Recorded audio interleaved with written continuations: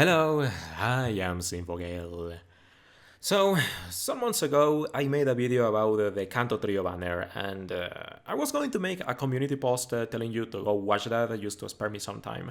But I was listening to my own commentary and cringing at it because that video is very much outdated. The metagame at the time were full force battles and battle villa climbing, but things are far more different now that we have a Champion Stadium Master Mode and a much more hyper-offensive metagame. So I feel I would be doing a disservice to the Kanto Trio if I didn't cover them properly with the current metagame knowledge, because I'm also far more experienced with the game nowadays. So, the Kanto Trio banner. This is one of the most coveted banners in the game. Like 80% of players have at least one copy of someone in the Kanto Trio. But I am not here to tell you that you have to splurge your gems to get the Kanto Trio, or that this is just a bait banner for 2nd anniversary. I am here to tell you what the Kanto Trio banner brings to the table in the context of Champion Stadium Master Mode, just so I don't have to talk about them ever again. So let's go. First up is Signature Red and Charizard. This guy really was our first taste at an overpowered unit, and to this day I consider Red a golden standard for strikers, to the point where every striker should be compared to Red to gauge their offensive efficiency. Now, Red has been power crept, but that doesn't mean he's bad. He's still a phenomenal striker, and you can easily off-type a Champion Stadium with him, regardless of team composition. Red is just a completely brainless striker. You can just give him to a 4-year-old and they will probably accomplish results with the unit, because he just mashes trigger moves, maximizes offensive stats, and then clicks a no drawback 4-bar move. Which, by the way, also has an innate multiplier through Sunny Day, because Red is a fire-type striker. So, since Red's inception, there has been several strikers that reach this complete disregard of neurons. For example, Archie, Maxi, Diantha, Emmet, Alder, I could go on.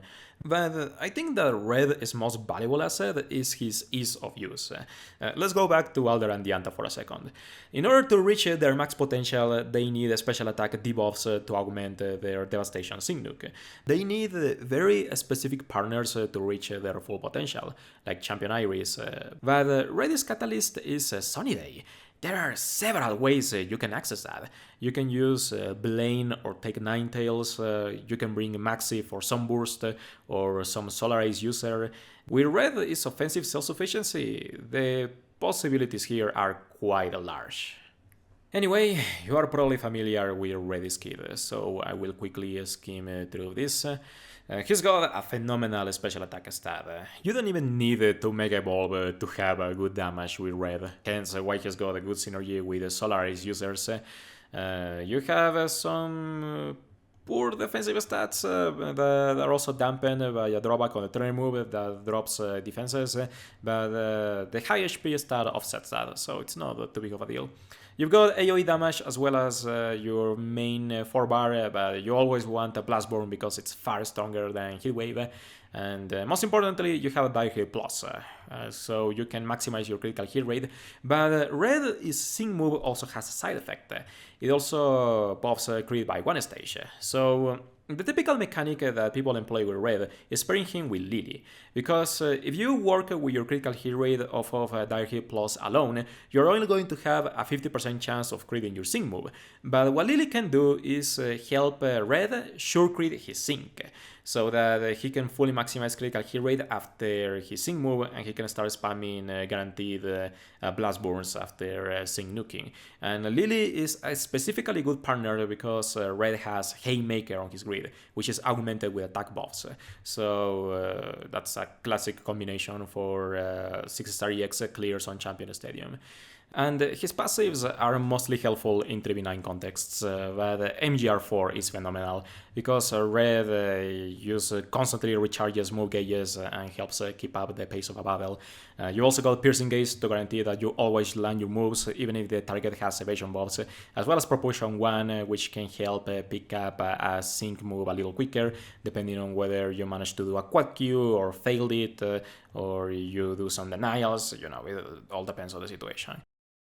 So, a 1-5 red can easily off-type in Champion Stadium. One thing I needed to stress here is Blastborn is absurd base power, even at 1-5. This is stronger than some super effective moves. So, red makes up a lot of his damage disparity through his raw base power. And given his offensive self-sufficiency, you can afford a defensive playstyle. You can bring something absurd like Skyla plus Dawn, and they can carry the defensive pace of a battle, while red slowly but surely takes out the encounter. Or you can go for a more offensive playstyle through Sunny Day. If you ask me, a 1-5 red can get through any master mode stage with enough effort. But if you want to push a really easy clear, basically just have a wild card for any Champion Stadium stage, then you gotta go for the 3-5 red, because this gives you Solar Flare 5 as well as a Haymaker. And you also have sinking tiles, which is important. Given the fact that red has a Mega Evolving Sync move, it's nerfed with lower base power, so the sinking tiles really pick up the damage on this. And your standard 6-star EX red clear on Champion Stadium involves Blaine plus Lily.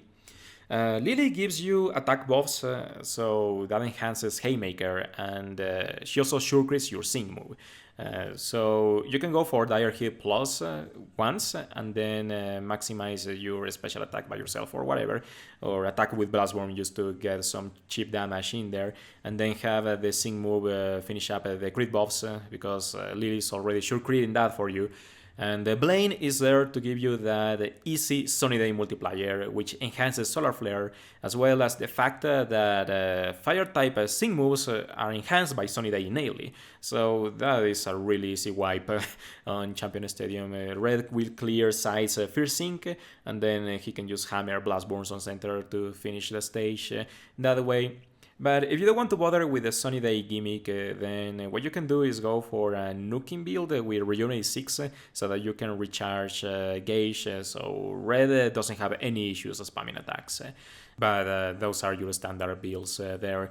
You may consider Power Source too, but if you plan to tank with red, so you can drop on health to activate this, and then use Lycia or Phoebe to draw the aggro away. You can better spend that support by bringing a Sunny Day user instead and giving you that 50% Sunny Day multiplier. And there's also some tiles for Flare Blitz, but it's a meme, so don't even think about it. But yeah, that's red basically. It's just your run-of-the-mill brainless striker, and there isn't much else to him. Up next, we have Signature Blue and Blastoise, who is widely regarded as the best support in the game. And unless something crazy happens on 2nd anniversary, it will probably stay that way. The reason is that this guy comprises so much utility in one single team slot to the point where your sides become irrelevant. Signature Blue can carry literally any team composition imaginable, and this is the kind of sync pair that I actively avoid using, because is it really a showcase if I am using Signature Blue? Blastoise is super cheesy, and if you bring him and you lose the stage, it's because you are doing something fundamentally wrong with your playstyle. Like, Blastoise is physically incapable of losing when played right. So, one of the reasons Signature Blue is so good is because this guy is ultra tanky. A Mega Ball Blastoise has one of the highest defensive indexes in the game, and it's nearly impossible to take down. So, Signature Blue is one of the few units I would tell you to 6-star EX right away, regardless of the state of your account, which I normally hate doing. But you just cannot go wrong with this investment, because you just gain nearly 400 defenses, and this bulk nearly guarantees Signature Blue's survival on the battlefield. So when you Mega Ball Blastoise to get that extra bulk, you can also benefit your strikers with the enhanced Sync buff. Now, Signature Blue qualifies as an Omnibuffer because he can raise every stat you can think of, except for evasion and accuracy, but that doesn't matter too much for his viability. So the third move grants +1 crit for the party, as well as gauge acceleration, which we're going to get to in a bit. And you also got Team Shao 9. So whenever you get hit, you raise attack and or special attack for the party. And this is a handy way to top off strikers when needed. You've also got X Defense Soul as well as Force Field 4 to guarantee the defenses of your party, so you can survive sync moves on Champion Stadium. Now, if I have one qualm with Signature Blue is that his buffs are random and slow ramping, because you cannot decide what you are getting out of Team Shao 9. Force Field 4 is only a 50% proc whenever you attack, so you also have to have Signature Blue distract himself from buffing in order to attempt to proc Force Field 4.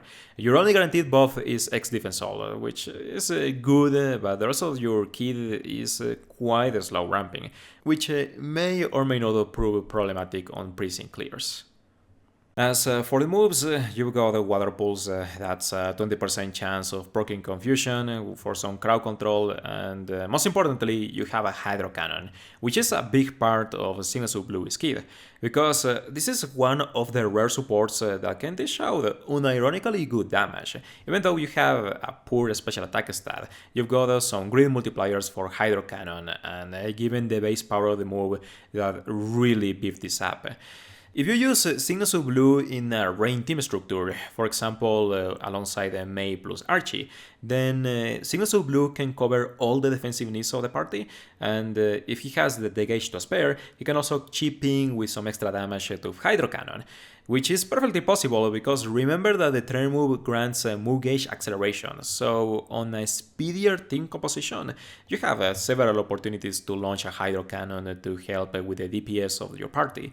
So Signature Blue is the kind of unit I consider a must-have, because he has the capacity to cheese any stage in the game. Even outside of Champion Stadium, he can cheese any Legendary Arena, any Full Force battle. He was even useful in the Ancient Brawl, because that shows how crazy his utility is. Now, a 1-5 Blastoise is perfectly good because you have your most important passive, which is turn move Pep Rally. Blastoise is horrifically slow, so when you count a gauge acceleration with a speed buff, that really multiplies the rate at which you can perform actions. This is an extremely important part of Blastoise's utility, and every grid is going to be grabbing this. Trust me when I say this, gauge acceleration with speed buffs is something else. Besides that, you've got X Defense Soul Emperor Fresh, as well as Quick Cure and Natural Remedy to deter status conditions and interferences at least once, so Blastoise is unimpeded by crippling recoil damage. But if you pull Signature Blue, I would highly recommend that you candy him to the 2-5, because at this stage you unlock Blastoise's most important utility, specifically turn move Emperor Fresh 3. So you have the 40% chance of maximizing critical hit rate for entire party, as well as constantly proccing move gauge acceleration for a more prolonged Champion Stadium encounter. So even with the 4-bar handicap, you can still constantly hammer down damage on the enemy with your strikers, as well as Blastoise itself, because remember you can contribute with Hydro Cannon. You've also got Team Fist Bomb too, so that's a 30% chance of proccing some AoE healing when you execute an action, and it helps its regeneration tier, but it's just mostly to keep your party a little alive. You also got a Smart Cookie, so that's a 30% multiplier derived from special defense buffs, which you scale yourself with Force Field 4. So the standard build I would go for at this stage is something like this: use all the utility, but if you don't care about missing Hydro Cannon, then you can drop this and go for Adrenaline 1, which allows you to accelerate sync countdown when you use a sync move for the first time, which is always happening because you're always syncing with Signature Blue. And this is a tech I've been really enjoying with Ingo lately, where you can use that to guarantee a pseudo quad Q, where even if you miss it, Adrenaline 1 will still allow you to perform a sync move on 3 rounds of combat regardless, so it really helps. Especially because Signature Blue has reactionary skills. So when Signature Blue procs Team Shao 9, the enemy is going to requeue immediately, and that is going to prevent you from being able to execute a quad Q, but Adrenaline 1 can prevent that altogether. Anyway, a fully gridded Signature Blue is one of the most complex units to grid because you just have so much utility. You might notice that I have like a quadrillion builds here, but I rarely stick with any of these, and I adjust depending on the situation. Because let's say that the stage you are doing doesn't have status conditions or interferences, then you can drop a natural remedy and quick cure, so you can have some energy for other utility like a water pulse MGR. And what I typically go for is these four passives. I go for Trainer Move NPR as well as Pepper Rally and Team Trash Tank 2. This allows you to get some extra recovery as well as Team Fist Bomb 2. So this is Blastoise is base utility, and you can adjust depending on what the stage demands. Because let's say that you're bringing Blastoise against Ice Wick Koga, who attacks with a lot of strong special damage. Then you want the Natural Remedy to restore from poison, as well as Wise Entry 2 to get those really fast special defense buffs. Because you enter the battle with a couple of special defense buffs, and when you Mega Evolve, you gain a couple more. So that's +4 special defense without having to rely on Force Field 4, which can also benefit Smart Cookie. So Wise Entry 2 is also a really fast way of getting this multiplier active. And let's say that you are doing Ground Weak Bruno, who loves spamming debuffs. Then you go for Impervious so that he cannot cripple your defenses. But then you also have the Mimi utility, like your Rain Multiplier, which helps on the Archie team composition, as well as Refreshing Rain 1. But I normally skip this because with Team Trash Tank as well as Team Fist Bomb, you have enough recovery as it is, so you don't really need this. Then there is also Hydro Cannon Propulsion 2, which is theoretically an amazing passive, but it's really expensive and very far off the way. So you have to sacrifice some of your other utility to be able to grab that, but I can see some applications for this on very long Champion Stadium matches. And then there is Party Crashers, but this is mostly for Badevilla climbing, so that you can help critical focus strikers like Cyrus, so it's not actually useful on Champion Stadium, though you can use it to guarantee a Sync Nuke if your other striker only focuses on full setup before Sync Nuking, then you have the Sure Crit that can help them out. And Endurance, but I've only ever used this on the Ancient Brawler because the moves there hit absurdly hard. And Blastoise is realistically never getting pushed into critical HP soon in a battle. Because do remember that you have a safety net, which allows you to cast Endure on the entire party when you sync for the first time. So that's also some guaranteed survival for your entire party, and it's redundant alongside Endurance, so there is really no point to that passive. But well, I told you everything Xinasu Blue can do. If you pull this unit, you use a Slap It on any team composition you want and you will get results. This guy is crazy good. Last but not least, we have Xinasu Leaf, who has an interesting dichotomy in Master Mode, where you can use her as a utility unit or you can use the Toxic Stall Cheese. So Xinasu Leaf is pretty much a free pass through any Champion Stadium stage, because there is this thing called Toxic Stalling, and the strategy there is spreading bad poison on the entire enemy team and just wait it out, just wait for the enemy to die from recoil damage, just attempt to enhance it with some trap recoil maybe, and just focus on the survival of your own party so that they can outlive the enemy until they die from the poison damage. And that is one way to play Xinasu Leaf, but it is admittedly a little boring once you have some more advanced strikers. Now, the reason Xinasu Leaf can perform Toxic Stalls to begin with is because she has Venomous 4, so that's a 50% chance of proccing bad poison when attacking. And you have Razor Leaf, so that means that you have that chance of proccing an AoE bad poison on the entire enemy field. And this makes Xinasu Leaf a fantastic support for toxic power users like Koga or Plumeria, and she can enable that playstyle very easily. And Razor Leaf is pretty much your main utility move because you also got a Sundering 9. So when you attack, you also have a shot of debuffing defense and or a special defense. And this turns Signature Leaf into a really good debuffer. And debuffing is one of my favorite ways of enhancing damage in this game, because enemies barely have any mitigation to defense reduction, and Signature Leaf can debuff defense and special defense, so she can complement any striker regardless of their offensive spectrum. And it's also worth noting that Signature Leaf is one of the very few ways to reliably debuff a special defense in this game. Besides her, you can also use Palentine's Dawn or Mind Games 9 Koga, Mind Games 9 Solar Beam Maxi, just people like that. But Signature Leaf has the AoE chance to spread those special defense debuffs, so she can help Brain Teaser or Smarty Pants users. So with these two passives alone, Signature Leaf is a really good utility unit because you have AoE debuffing to enhance your offense, as well as the Bad Poison to help with a little bit of extra damage, which is especially effective to whittle down sides in Champion Stadium. But there are more things that Signature Leaf can do for sure. She's got an amazing stat spread. This is really good. She can tank no problem, especially if you raise her to the 6-star EX potential. And she's also got the Mega Evolution that grants her more special attack for offense, as well as special defense for tanking, so it helps a little bit.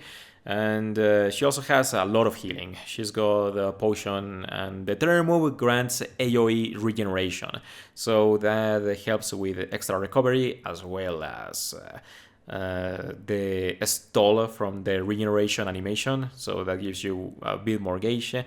And this is especially effective because of all this recovery, you can go for the HP down in half option, just to give you some extra points, because Signature Leaf will not have issues patching that up right away. But besides that, you've got Potent Toxin 2 when you Mega Evolve. It enhances the damage that enemies receive from poison or bad poison.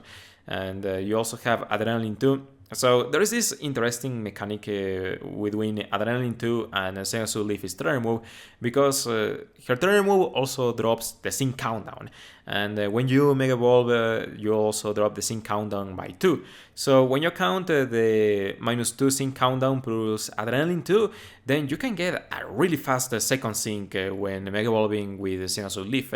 But people normally forgo this tech because why bother going for that when you can go for a 6-star EX support bonus or a 6-star EX sync nuke just to reap juicier benefits faster. But it is a tech that may come in handy, though it has more utility on 3v9 contexts. So at base, I consider Signature Leaf as a great character with defensive utility that can also give you that free Toxic Stall cheese for Master Mode, but her grid makes her a bit more complicated as a unit. Well, the 1-5 and the 2-5 are barely worth looking at, but if you go for a full grid on Leaf, she can really surprise you with her offense, because she has a Toxic Power 5 as a multiplier, and the fact that she already spreads the Bad Poison by herself prior to a Mega Evolution, then you can have some really beefy frenzy plans to massacre stages with. Besides that, you also have a sync nuking mode with Leaf because you have Relentless, and your innate sync multiplier is derived from Bad Poison. So you go for the sinking tiles and Relentless, and you can erase targets in Champion Stadium. Though this is not an exactly potent sync nuke until we get the grassy terrain for the extra multiplier. But if you use Signature Leaf on a grass weak stage as a striker, she will not disappoint you. She can do really good damage. You also got some Sun utility, so I got a few builds here. The one I normally run is as a tank, because I like using a Stoic 2 as a lucky skill on Signature Leaf, so she can handle tanking just for a little while, especially for shorter matches. So Heaven 2 also helps with some debuffs to lower evasion, but you can drop this and go for turn move NPR or some such, depends on what you want to go for. But honestly, the crux here is the Potion Master Healer tiles, as well as the Potion NPR 3. So whatever else you want to grab is up to your discretion. Then the stall build wants to grab a potent toxin too, so that you can get even higher damage through Val Poison. And this tile is also available at 2-5, so if you are heavily focusing on toxic stalls, then you maybe want to get that extra copy, though I don't think it's really worth going for. You don't get that much out of Full Enhance Sensu Leaf, honestly. Offensively, you can run this alongside a Solar Ace user, for example Lyra, who can give you all the offensive buffs you need, because Sensu Leaf has no buffs to speak of. She needs help on every department, and Lyra can accomplish that because she has omni-buffing with maximum critical hit rate, as well as speed and special attack, and she can help you out there. And finally, the Sync Nuking mode, just go for all the tiles, and if you're doing this, then you're probably running Signature Leaf as a striker, so you can also afford Toxic Power 5. But I would probably do Sabrina as a partner instead for this setup. But yeah, out of all the Kanto trio, I think that Signature Leaf is the most underwhelming, but when played right, she can give you some really good results. And that's it for the Kanto trio. Please don't ask me whether to pull for these guys or whether to candy them ever again. You have the gift of cognition, so you can recognize whether the investment is worth it, you know? But the Kanto trio is super solid in general, so you cannot go wrong investing in these banners. So I hope you still enjoyed watching this. Take care, thank you for watching, and I hope to see you another time.